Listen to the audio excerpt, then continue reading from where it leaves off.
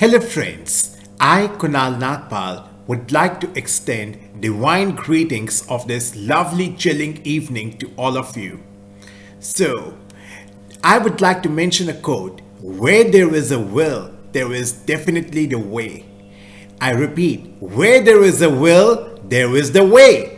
Howsoever troublesome the way may be, howsoever troublesome the entire journey may be, even though it may be full of hurdles, but still, where there is a will, there is the way. And this is being excellently revealed by the statistical facts of the foreign trade of our economy.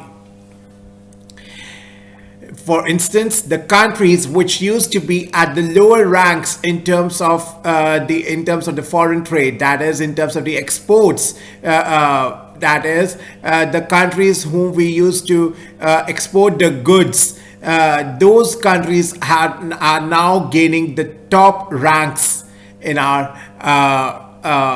foreign trade. And this is at the times when there is the global turmoil and global slowdown going on, and we are a developing country, but still our foreign trade with the developed nations is increasing considerably at a very, very effective rate. So here it goes. India's export destinations, Netherlands and Brazil, leapfrog ahead. Netherlands and Brazil have jumped ahead from their previous positions on India's list of export destinations in the ongoing fiscal, a Times of India report showed. Citing Commerce Department data, the report highlights that the Netherlands is now India's third largest export destination. Brazil, India's 20th biggest export destination between April and October 2021, is currently in the 8th position. US and United Arab Emirates remain on the top. Exports to Tanzania have grown 3 times to $2.4 billion in the ongoing fiscal so far. Over 80% in exports from India are on account of more petrol and diesel shipped to the African nation.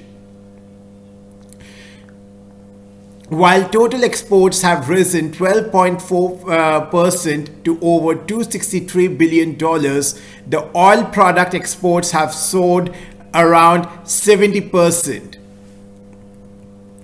While several countries have reduced their dependence on the Russia refined oil products, India, which has seen a sharp spike in the crude imported from Russia, is seen to be processing it and exporting it to many countries, especially in Europe.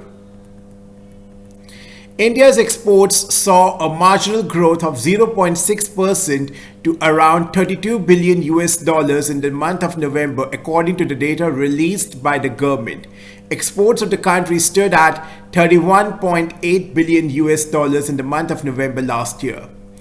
Hence, India's overall exports, which included both merchandise and services, stood at $58.22 billion in the month of November, which showed a 10% growth over the same period last year. Now, this is truly overwhelming and a fantastic news.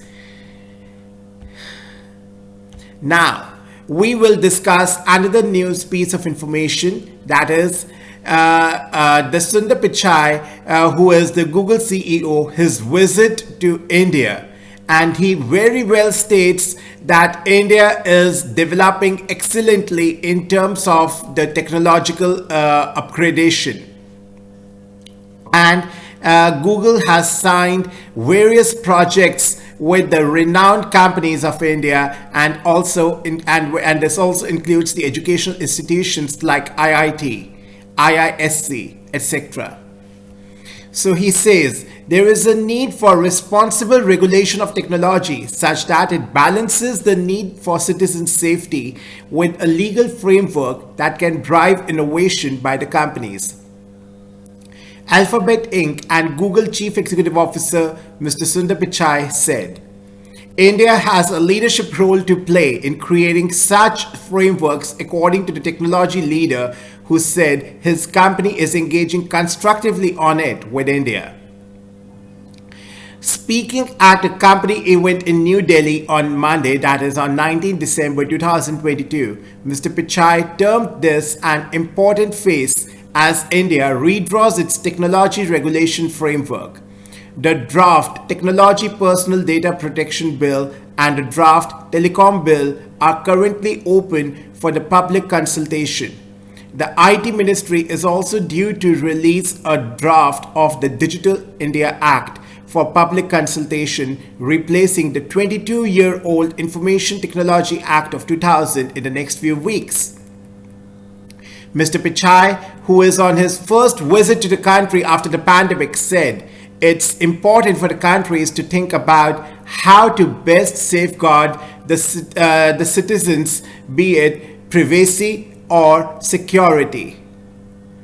The Google CEO engaged in a fireside chat with India's IT Minister, Mr. Ashwini Vaishnaw, responding to a question on what the upcoming technology regulations are. Mr. Vaishnaw said multiple small sectoral focused modular regulations will be built on top of the upcoming telecom bill, the Digital Personal Data Protection Bill, and the Digital India Act.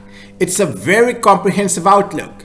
We should be actually able to complete this public consultation and passing in parliament of all three bills exercise in the coming 14 to 16 months. The two bills, that is the Telecom Bill and the Digital Personal Data Protection Bill, which have been put up for the consultation, should be completed by July or August 2023 and should pass the parliament, Mr. Vaishnaw stated, pointing out that technology should be regulated responsibly as it touches so many lives. The Madurai-born CEO said, I think India has a leadership role to play here. Later, while meeting with the Prime Minister Shri Narendra Modi ji, he discussed Google's role in supporting small businesses and startups, investing in cybersecurity, providing education and skills training, and applying artificial intelligence in agriculture and healthcare. So this is truly a very, very good news. The only need is basically to regulate the entire framework of technology, that is to actually apply regulations to the innovative minds of India. Here I would also like to mention that IIT is a common bond between Mr. Pichai and Mr. Vaishnaw. While it may seem like the IT Minister Mr. Ashwini Vaishnaw and Alphabet and Google Chief Executive Officer Mr. Sundar Pichai live very different lives, but they still both have something in common. That is, both of them are the IIT alumni. Isn't it great? Now, my dear friends, I would like to mention certain Google codes which have been prescribed for India. Google on 19 December made several India-focused announcements. Here are the top tech-related initiatives. Firstly, Google has launched a new fraud detection model for the digital payments on Google Pay. Secondly, Google has created a Project Relate, an app that is trained to unique speech patterns of people with non-standard speech. It is basically being piloted with English testers in India, and the pilot will be expanded to Hindi users in early 2023. Thirdly, Google is collaborating with the Indian Institute of Science, that is IISc, on Project Vani, where they aim to gather speech data across all 773 districts of India. Fourthly, YouTube has announced the courses in beta, a new structured learning experience for the viewers, and a new monetization option for the creators. Next, Google launched a new speech recognition model that can more effectively understand people who can speak in English, that is in the mixture of Hindi and English. Google also announced a $1 million grant to the support of the deployment of AI models across crop disease monitoring and bringing efficiencies to the Kisan call centers with Vadhavan artificial intelligence. The company has invested $1 million in grants to the Indian Institute of Technology in Madras branch to establish a center for the responsible artificial intelligence. So this is really overwhelming, where we can see that Google has signed various projects with the renowned companies and educational institutions of India. So, my dear friends, I would like to conclude my session here.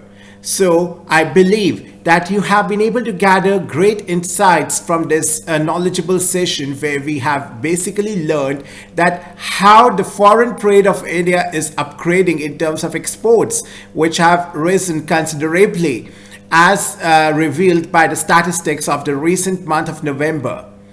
And after doing the comparative analysis of the preceding month, and also doing the comparative analysis with the same period of last year. So this is very, very encouraging news. Moreover, we have also discussed the various insights shared by Mr. Sundar Pichai, the Google and Alphabet Inc. CEO, who reveals various facts about India, that how it is upgrading in terms of technology. The only need of the hour is to set up the regulations for a more systematic framework. So it is really very overwhelming to see that how strategized policy framework our country has. That even in these times of global crisis, our country has been able to, or is being able to, touch the skies. This is truly worth an applause. So I would like to end this session here itself, and I wish you all take good care of yourselves until we meet next. So, Namaskar. Jai Hind.